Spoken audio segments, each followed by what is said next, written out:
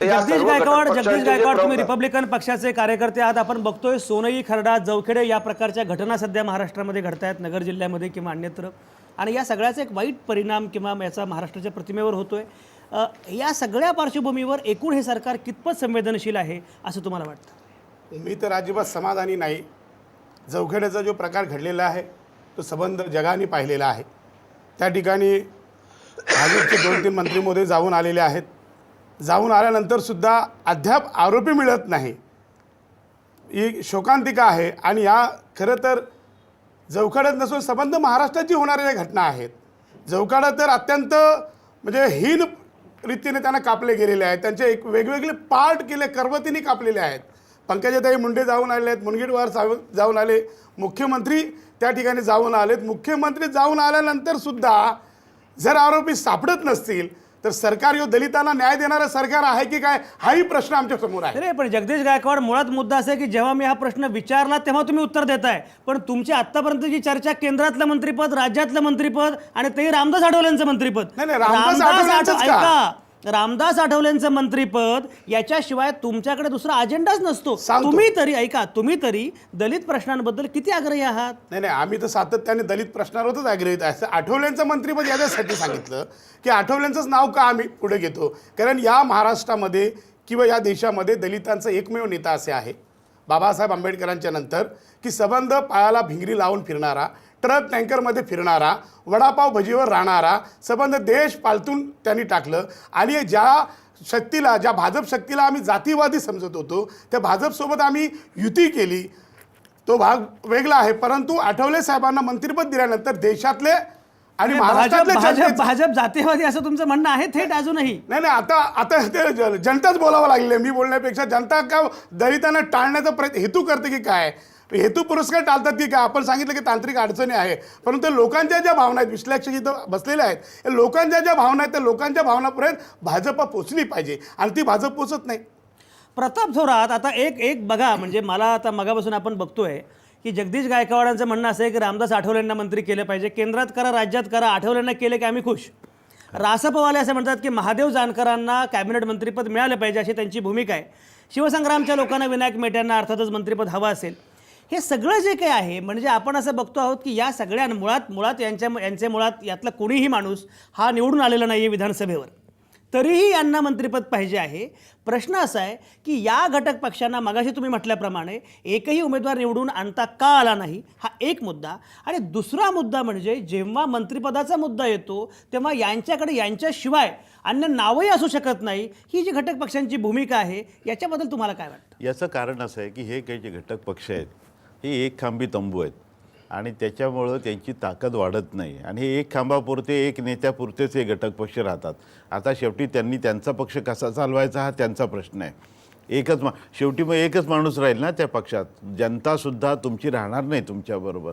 त्याच्यामुळं जर समजा त्यांना टिकून राहायचं असेल तर त्यांनी राज्यव्यापी किंवा राष्ट्रव्यापी नेते होण्याच्या ऐवजी निदान एखादी कॉन्स्टिट्युएन्सी स्वतःसाठी नीट बांधा, तर त्याच्यामुळं तरच तुम्ही हास्यास्पद ठरणार नाही. नाहीतर काय, तुम्ही एखादी जशी जी शीघ्र कविता असते, वात्रटिका असते, त्याप्रमाणे तुम्ही हास्यास्पद ठरता. त्यांनी होऊ नये, फार इंटरनॅशनल अजेंडा डोळ्यापुढं घेऊन न घेता एखादा मतदारसंघ किंवा तुम्ही 4-5 मतदारसंघ त्याच्यावरती कॉन्सन्ट्रेट करून बांधणी करावी. रविकांत तुपकरांना काहीतरी बोलायचं. रविकांत बोला. नाही, या आवटे सर, या घटक पक्षांना मंत्रिपद पाहिजे आणि हे अवास्तव पद्धतीनं मंत्रिपद मागतात. अशा पद्धतीचा जो कांगावा केला जातो तो मला खोडून काढायचा आहे. ज्यावेळी जागा वाटपाचं भाजपसोबत सगळ्या घटक पक्षांचं जागा वाटप झालं त्यावेळेस प्रत्येक घटक पक्षाचा एक करारनामा झाला होता आणि त्या करारनाम्यामध्ये प्रत्येकाला मंत्रिपद देऊ, काही महामंडळ देऊ, अशा पद्धतीचं देवेंद्र फडणवीसांच्या सहीचं पत्र सगळ्याच घटक पक्षांकडे आहे.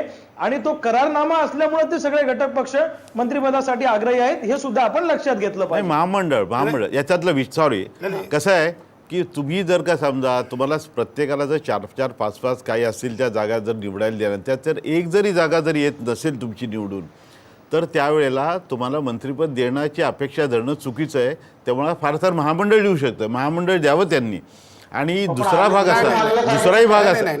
भाग असा की त्याच्या जर तुमचा एखादा आमदार निवडून आला असेल तर त्याला करा ना मंत्री.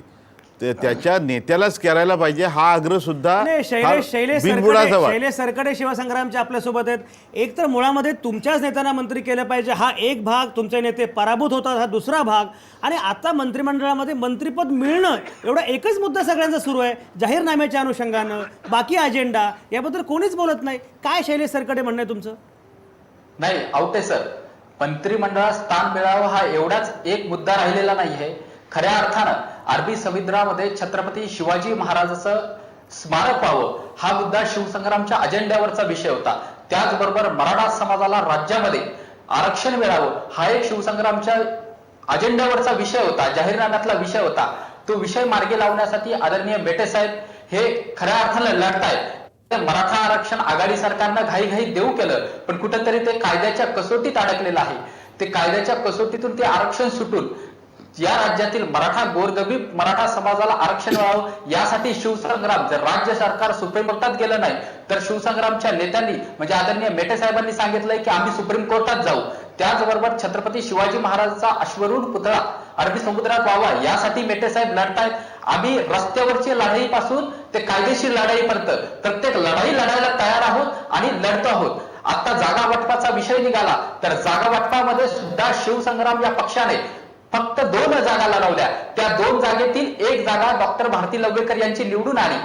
जागा वाटपाच्या मुद्द्यामध्ये मला सांगावं असं वाटतं की शिवसंग्राम या पक्षाला 5 जागा देण्यात येईल असं सांगण्यात आलं होतं, पण काय अडचण आली काय माहिती, पण शिवसंग्राम या पक्षाला फक्त 2च जागा लढाव्या लागल्या आणि 2 जागेतही खऱ्या अर्थानं घटक पक्षांच्या नेत्यांचे आणि पदाधिकाऱ्यांचे कार्यकर्त्यांचे पराभव झाले हे आम्ही मान्य करतो.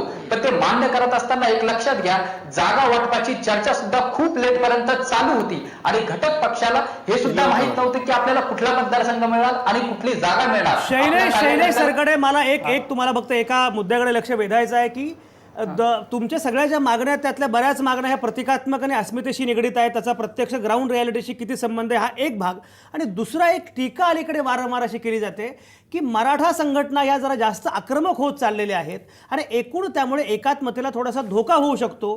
कारण सर्वसमावेशकता हे तत्त्वज्ञान आहे भारताचं, पण मराठा संघटना, मराठा जातीच्या अस्मितेवर उभे राहिलेले पक्ष हे मात्र जरा अधिक कडवट, अधिक आक्रमक भूमिका घेत आहेत आणि एकूण आगामी काळाच्या दृष्टीनं, एकूण राजकारणाच्या अनुषंगानं हे घातक आहे अशी टीका केली जाते. या पार्श्वभूमीवर तुम्ही शिवसंग्रामकडे कसं बघता? नाही, अधिक आक्रमक होत आहे असं काही नाहीये. सर्व मराठा संघटना या ज्या राज्यामध्ये लढतायत त्या सर्व मराठा संघटनांची एकच प्रामुख्याने मागणी होती की या राज्यातील गोरगरीब मराठा समाजातील विद्यार्थ्यांना आरक्षण मिळावं. आरक्षणाच्या कुठेतरी मागास असलेला मराठा समाज हा प्रगतिशील झाला पाहिजे यासाठी सर्व संघटना लढतायत आणि त्यासाठी सर्व संघटना रस्त्यावरच्या लढाईपासून तर कायदेशीर लढाईपर्यंत लढतायत. त्या त्यांच्या मागण्या मागतायत. मला मुळात तेच विचारायचं की एकाच जातीच्या साठी काम करणारा पक्ष, अशा स्वरूपाचा पक्ष राजकारणामध्ये कितपत टिकेल किंवा कितपत टिकावेत? नाही, निश्चितच हा जातीसाठी लढणारा म्हणून नाही तर राज्यातील बहुसंख्येनं असणाऱ्या समाजाला कुठेतरी एक प्रतिनिधित्व मिळावं, त्या विद्यार्थ्यांना शिक्षणामध्ये प्रतिनिधित्व मिळावं, नोकऱ्यांमध्ये प्रतिनिधित्व मिळावं यासाठी हे सगळे लढत आहेत. खऱ्या अर्थानं यामध्ये कुठेही आम्ही जातीयवादी म्हणत नाही. या राज्यघटनेने प्रत्येकाला, ज्या मागासलेल्या समाजाला आरक्षणाची तरतूद करण्यात आलेली, आमची ही मागणी हीच आहे, राज्य शासनाकडे आहे आणि आता आम्ही कोर्टात सुद्धा तेच मांडणार आहोत की या प्रत्येक समाजाला त्याच्या मागासलेपण जर असेल तर त्या तुलनेत त्यांना आरक्षणाची ही संधी मिळाली पाहिजे. रविकांत तुपकर, तुम्ही मगाशी म्हणालात की आम्ही या सरकारच्या विरोधामध्ये सुद्धा आंदोलन करू प्रसंगी. एक मला सांगा, आता दुष्काळ आहे सगळीकडे, मराठवाड्यामध्ये किंवा विदर्भामध्ये शेतकरी आत्महत्या करतायत, या सगळ्या पार्श्वभूमीवर सरकारनं काय करायला पाहिजे? कारण तुम्ही आता एका अर्थानं सरकारमध्ये आहात, त्यामुळे सरकारचा अजेंडा तुम्ही ठरवू शकता. प्रत्येक वेळी रस्त्यावरच यायचं काही कारण नाही. तुम्ही अजेंडा ठरवू शकता, तुम्ही सरकारला सांगू शकता की तुम्ही हे करायला पाहिजे. आत्ता मराठवाड्यामध्ये किंवा विदर्भात शेतकरी आत्महत्या करत असताना सरकारनं तातडीनं काय केलं पाहिजे, काय वाटतं तुम्हाला? मुळात राजकारण करणं हा काही आमच्या सारख्याचा धंदा नाही. आपण बोललात आवटे सर, ते खरं आहे. आता सध्या विदर्भ आणि मराठवाड्यामध्ये, खानदेशामध्ये सोयाबीन कापूस पट्ट्यातला शेतकरी प्रचंड अडचणीत आहे. म्हणजे जिथं एका एकरात सोयाबीनला 7 ते 8 पोते उतारा येत होता, तिथे आता एका एकरामध्ये फक्त 2 ते 3 पोते किंवा 1-2 पोत्यावरच उतारा आलेला आहे. म्हणजे अनेक लोकांनी आमच्या विदर्भ आणि मराठवाड्यामध्ये सोयाबीनच्या सुड्या पेटून दिल्या, त्या घरी सुद्धा आणण्याचे कष्ट उचलले नाही, कारण ते वाहतुकीचा खर्च सुद्धा परवडत नाही. अशा अवस्थेमध्ये तात्काळ जर या शेतकऱ्यांच्या आत्महत्या थांबवायच्या असतील तर तातडीनं सरकारनं कुठल्याही प्रश्नाकडे लक्ष न देता शेतकऱ्यांना तात्काळ हेक्टरी 50,000 रुपयाची मदत त्याच्या खात्यामध्ये थेट अनुदान म्हणून जमा केली पाहिजे, तरच हा शेतकरी वाचू शकतो. शेतकऱ्याचा सातबारा कोऱ्या करण्यासंदर्भामध्ये काहीतरी निर्णय सरकारने त्या विषयावर घेणं आवश्यक आहे. आणि ट्रान्सफॉर्मर शेतकऱ्यांना रब्बी हंगाम वाचवण्यासाठी तात्काळ 24 तासाच्या आत मिळणं आवश्यक आहे. या 2-4 गोष्टी जर केल्या तर शेतकऱ्यांच्या आत्महत्या थांबू शकतात. आणि याच्यासाठी आम्ही सरकार दरबारी देवेंद्र फडणवीस साहेबांची भेट घेऊन हा प्रश्न मांडलेला पण आहे.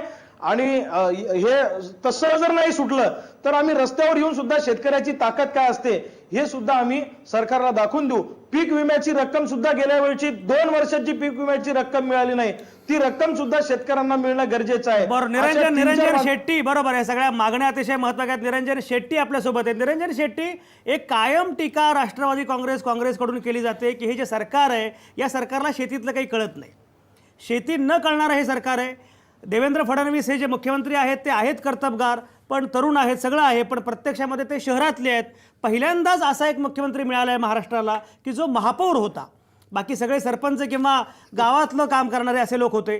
त्यामुळे शहरातले सगळे लोक असल्यामुळे या सरकारला शेतीतलं काही कळत नाही आणि त्यामुळे शेतीविषयक धोरण या सरकारला ठरवणं जड जाईल अशी एक टीका सातत्याने केली जात असते. त्याच्या अनुषंगानं काय तुम्ही सांगाल?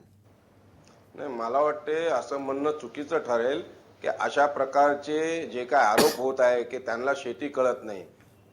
मला वाटते की अशा प्रकारे शेती करूनच एकनाथ खडसेजींनी सुद्धा त्या बाबतीतचा सामोपचार लोकांना दिलेला आहे की त्यांना किती खेती कळतं. त्यामुळे आमचे मुख्यमंत्री संवेदनशील व्यक्ती आहेत.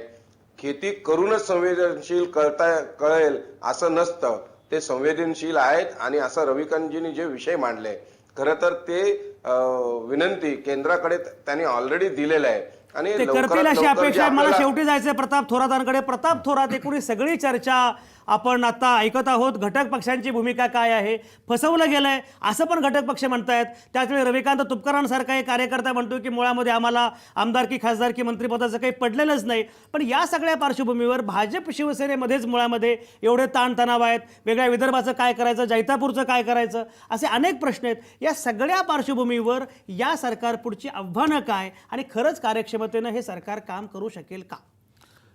हे सरकार आपण सकारात्मकच विचार केला पाहिजे. म्हणजे सकारात्मक म्हणजे जशी यांची 1.5 महिना चर्चा चालली ती सकारात्मकता नव्हे. आपण पॉझिटिव्ह विचार केला पाहिजे की हे सरकार काम चांगलं करू शकतं. देवेंद्र फडणवीस यांची पाठी कोरी आहे आणि कोरी पाठी आहे आणि परत त्यांच्यामध्ये संवेदनशीलता देखील मला जाणवते. त्या दुसरा भाग आहे, त्यांच्याकडं त्यांना महापौर माणूस आहे किंवा त्यांच्याकडं इतर काही लोक जे त्यांचे टीकाकार म्हणतात हेटाळणीच्या स्वरूपात की बाबा त्यांना शेतीतलं काय कळतं.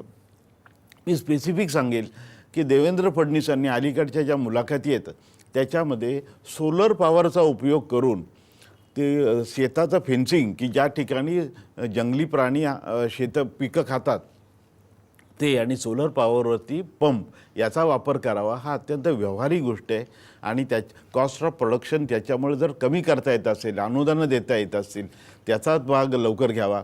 की रविकांतजींनी सांगितलं त्या या ज्या काही त्या शेतकऱ्यांच्या मागण्या आहेत, खरोखर हे शेतकरी आहेच आहे, अडचणीचे आणि शेतकऱ्याला काही मदत म्हणून म्हणजे टेकू म्हणून दिलं पाहिजे. परंतु शेतकऱ्याला आवाच्या सवा आपल्याला सबसिडी देऊन अर्थव्यवस्था धोक्यात आणता येणार नाही, ह्या मर्यादा आहेत.